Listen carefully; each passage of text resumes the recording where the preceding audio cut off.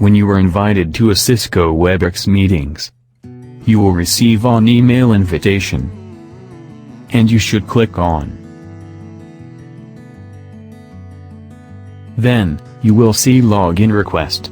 Key in your name and email address.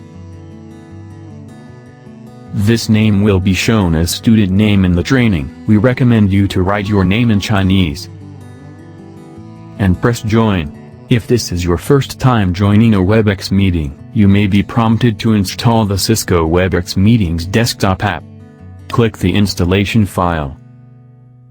Now, you are connecting to the Webex meeting. A separate window will pop up and prompt you for your choice of audio. You may either use a phone or your computer for audio. We recommend you to use call using computer as the quickest option. Now, you will have the opportunity to test your microphone or speakers before connecting to the conference. Once you're in the meeting, you will see about that. Some of the controls and options are available. You can mute your audio, start and stop your video, and open the chat box to send messages to other participants. You can feedback to our technical team if you need any support. When it's time to leave, click the close button. Thank you for watching.